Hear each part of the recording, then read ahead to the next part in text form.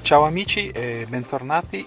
Oggi veloce video, piccolo tutorial come regolare data e ora sulla Fiat Panda Natural Power del 2014, però non ci sono grosse differenze rispetto a quella recente.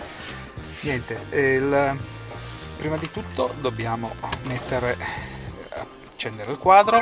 Naturalmente questa operazione va fatta non in movimento, perché altrimenti in automatico l'auto blocca tutte le operazioni, per cui non farà fare questa operazione per ovvi motivi di sicurezza.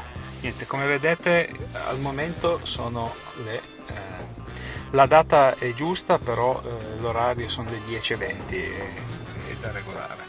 Niente, andremo a selezionare set.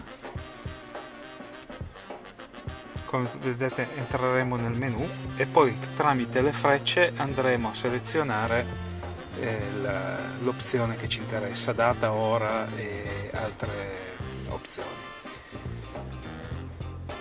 Menu andremo, come ripeto, a selezionare data, ora,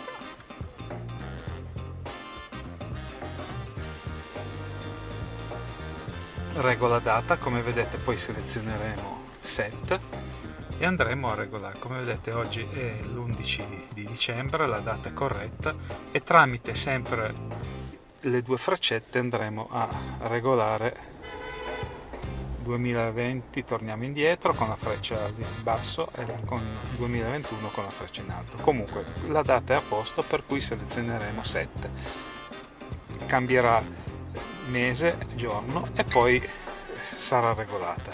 Ora andremo di nuovo avanti con la freccia in alto, come vedete, regolazione ora, selezioniamo set, ora, come vedete inizia a lampeggiare l'ora e andremo a selezionare l'ora precisa. In questo caso abbiamo detto che sono le 10:20 del mattino. Torniamo indietro 10, poi selezioniamo set, andremo a selezionare i minuti, andiamo a selezionare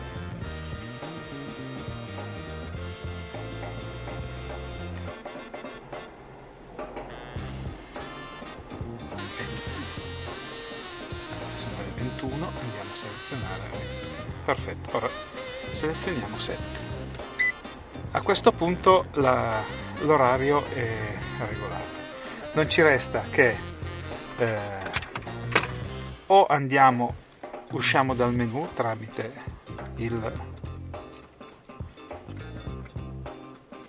inoltre qua si può selezionare anche le 24 anziché le 12 ore. Niente. Andiamo a uscire dal menu, uscita menu, perfetto, e come vedete l'orario è stato regolato. Ricordatevi che questa operazione la potete fare solo a veicolo fermo, in quanto in automatico la macchina non vi permetterà di farlo per motivi di sicurezza. Niente, spero questo video breve sia stato utile e vi aspetto alla prossima. Ciao a tutti!